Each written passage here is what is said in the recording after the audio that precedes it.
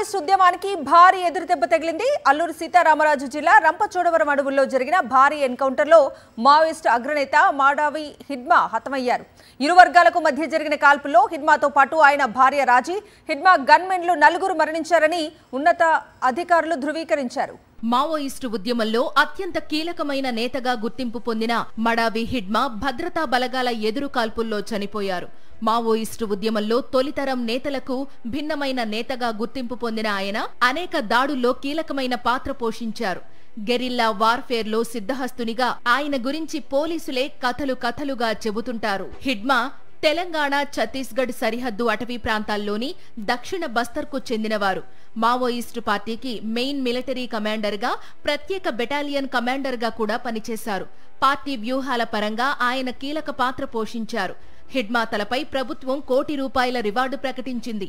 ఎన్నో కీలకమైన ఆపరేషన్లలో మావోయిస్టు తరపున పాల్గొన్న హిడ్మాకు సంబంధించి చాలా కాలం దాకా స్పష్టమైన ఫోటోలు కూడా లేవంటే ఆయన ఎంత రహస్య జీవితం గడిపేవారో అర్థం చేసుకోవచ్చని పోలీస్ అధికారులు కూడా అంగీకరిస్తూ వచ్చారు.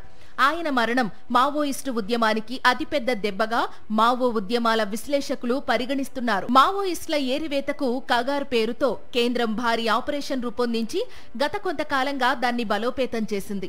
ఈ నేపథ్యంలో చెల్లాచెదురైన మావోయిస్టులు, వారి కీలక నేతలు ఛత్తీస్గఢ్, ఆంధ్ర, తెలంగాణ సరిహద్దుల్లో ప్రవేశిస్తారని పోలీసులకు స్పష్టమైన సమాచారం లభించిందని అంటున్నారు.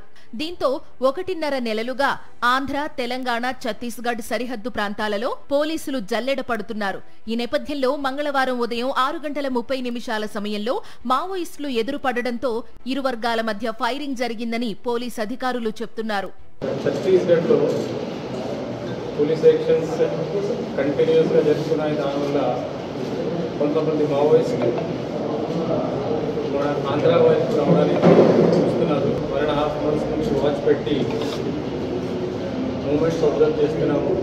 కొంతమంది సిటీలో షెల్టర్ తీసుకోవడానికి ప్రయత్నం చేశారు. కొంతమంది అడవిలో కంటిన్యూస్గా మూవ్మెంట్ ప్రయత్నం చేయడానికి చూశారు. ఈరోజు మార్నింగ్ అరౌండ్ 6:37 మధ్యలో మరేడుపల్లి నార్త్ సైడ్లో ఎదురు కాల్పులు జరిగింది. దానిలో 6 మావోయిస్ట్ డెత్ అయింది. Central committee member, 1st battalion commandant Madavi Hidma ఒకరు, అలాగే ఆయన భార్య రాజే ప్లస్ ఆయనతో పాటు 4 మంది చనిపోయారు.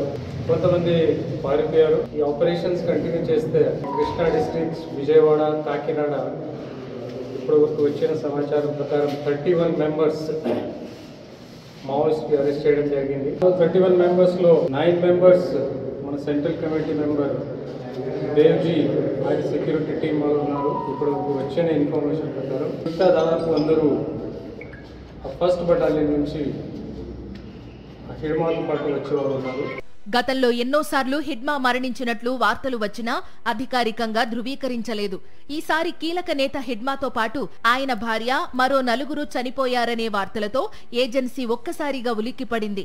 హిడ్మా మృతిని అధికారికంగా ధృవీకరించిన పోలీసులు మృతదేహాలను రంపచోడవరం ఏరియా ఆసుపత్రికి తరలించారు. ఏజెన్సీతో పాటు సమీపంలో ఉన్న అర్బన్ ప్రాంతాలకు కూడా పలువురు మావోయిస్టులు వెళ్లిపోయినట్లు పోలీసులకు సమాచారం వచ్చిందని అంటున్నారు. దీంతో కాకినాడ, రాజమండ్రి, విజయవాడ ప్రాంతాల్లో తనిఖీలు నిర్వహిస్తున్నారు పోలీసులు.